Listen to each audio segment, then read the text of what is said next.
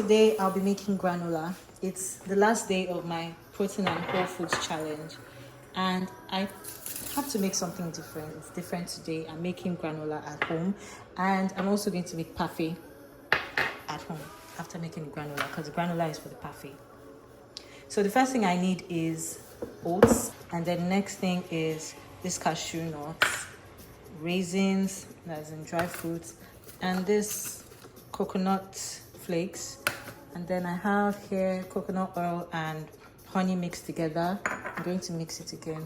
And then I have cinnamon for the taste to give it flavor. And then if it doesn't really have the flavor I want, I'm going to add vanilla.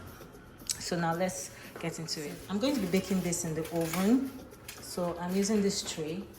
And before I put on my baking paper, I'm going to spray some olive oil here so it doesn't get too sticky. So if you've been following my channel, you'll notice that I posted whole foods for 30 days on my channel. Now, this is the 30th day, so let's say 29 days. I'm going to now spread the oats on the pan. This is the first time I'm trying it at home. What you can see here is about 500 grams of oats, which I should get at least a good, nice amount of granola from this. So the next thing I'm going to do is mix the cinnamon. I'm just freestyling with this.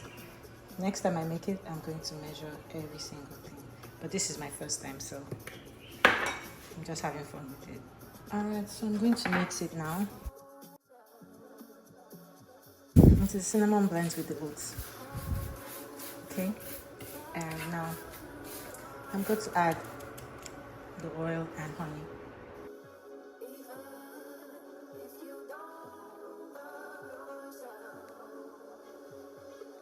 Okay guys, so I'm adding more. This is looking a bit messier than I thought. But it's going to be okay. Don't trust me, just trust the process. I'm putting the last part of the honey. I feel like it's still dry. Honey and coconut oil actually. So I took out time to mix it properly, and you can see it's looking a bit brownish now. I'm going to put it in the oven now for 20 minutes, but I'm not putting the fruits yet. I'll put the fruits after maybe like 10-15 minutes. I'm preheating the oven first before I put it in the oven. Guys, there's a little problem. I put the heat too high, so it burns a bit, but hey, what can I do? So I'm going to add the cashew nuts. I'm adding the cashew nuts. I'm adding the raisins, put as much as I can. I'm also adding the coconut flakes. So I'm just going to mix it now. I feel like I still need a bit more flavor.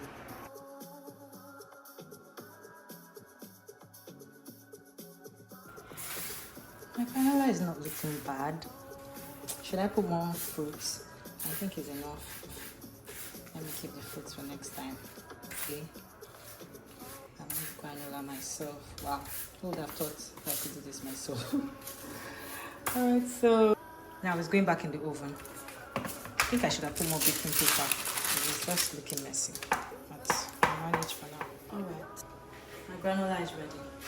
And I'm going to transfer it into the container. Okay, so I'm transferring it into this bowl. Doesn't it look good? Okay, so I'm going to put everything in here. Gosh, I'm so excited. I just made my own granola. Look at what it looks like. Ordinarily, this granola in a store will cost me about, let's say, this will cost me between 8K to 15K, but I made this myself.